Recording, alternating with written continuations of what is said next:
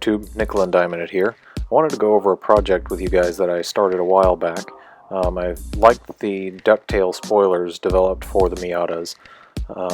by a company called Simpson Design. They are no longer making individual pieces, and when you can find them, they're many hundreds of dollars. I wanted some kind of a ducktail spoiler after finding out some of the aerodynamic information about the Miata. Finding out that it had a coefficient of drag similar to a 69 Charger, I felt that that was pretty terrible, and I thought that I could improve on that with some simple adjustments. So I started working on this template by laying out cardboard on the car, tracing the shapes to try and get the curvature to match the curvature of the trunk. Once I got the curvature to match the trunk, I then started working on what angle I wanted to set it at, and added supports and taped things down to secure things to develop my template. Then I started tracing some different cutting lines for what I wanted the lines of the spoiler to be, and ended up with a shape that kind of followed the curved nature of the back end of the Miata, so that it didn't look terribly out of place and didn't look like I had just hacked some plexiglass or whatever onto the back of the car. I wanted to do this because I found out that some of the guys that do endurance racing with Miatas had picked up as many as 2 to 3 miles per gallon at race pace, and that really got me interested in what was possible. When most people see something stuck onto the back of a car that didn't look like it was put there from the factory, you pretty much get one kind of reaction.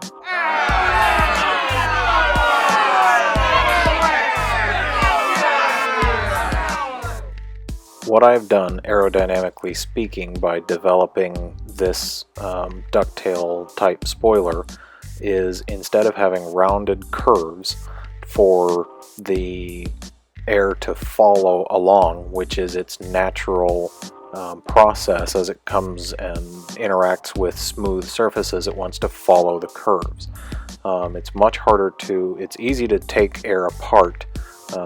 It's very difficult to put it back together.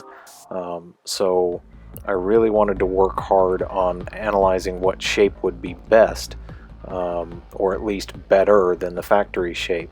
and I found out that by just having a simple ducktail spoiler like this that's fairly unobtrusive and made out of some scrap plexiglass that I was going to use for another project but ended up using for this, you can create basically what's called a sharp edge or crease at the back of the car instead of the rounded edges. And what that crease does is allow the air to separate from the form of the car, and you generate this wake behind the car when you do that, rather than putting it all back together nice and neatly. Realistically, most cars are not going to be able to be turned into a shape that can put the air back together reasonably. So when you give the air a sharp crease from which to jump off, you start looking at some of the newer cars, some of the more aerodynamic cars, and especially like the new Corvettes and the Priuses and all of these other things, and you'll see on a lot of the newer Priuses this funny little, almost what looks like a bookshelf on the back, but it's like a little duckbill spoiler basically on the back of like all of the new Priuses. Well, why is that? It's for this exact same principle. And when I started doing this, I'll try and include some data in some charts. I started tracking my gas mileage before and after doing some of these modifications, and actually I have seen on average my original EPA ratings were something like 21 in town, 26 highway, because this is the 1.8 liter Miata, so this is an NA8C for those of you that know what that means. And this is I have managed to see repeatedly 23 to 24 miles to the gallon in town, which is an 11% increase, and on the highway I've seen as high as 35.2, which is about a 21% increase over the EPA ratings, by making basically no changes other than that and a little bit of intake work. So very minimal input, very minimal cost, and I managed to pick up as high as 21% gas mileage. So that people can react and think as poorly as they want to, but the reality is I can laugh as I'm passing them at the gas station. Once everything was cut out from my template in the clear Lexan, I just bent up some aluminum brackets and used rivets to attach it to the trunk, because I knew I was going to be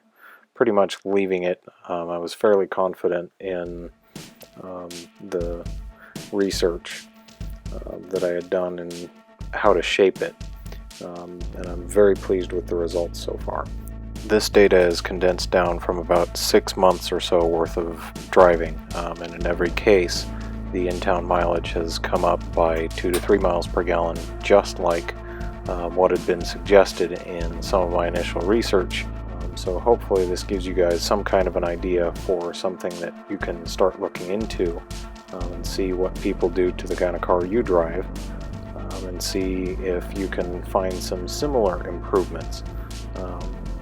And I'll continue working on this whole series of aerodynamic related videos, and hopefully get a chance to put together some simulations in computational fluid dynamics, and kind of walk through some of how you approach that, how you install the software and things like that, because it's not exactly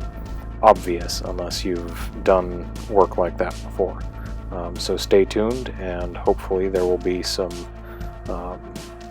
new and interesting ideas that you can glean from some of the stuff that I'm learning as I work through this project.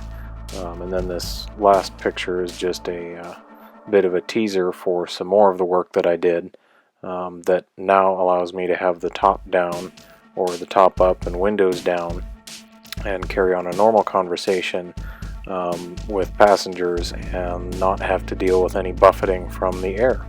and actually get some downforce out of the whole deal, which is pretty cool,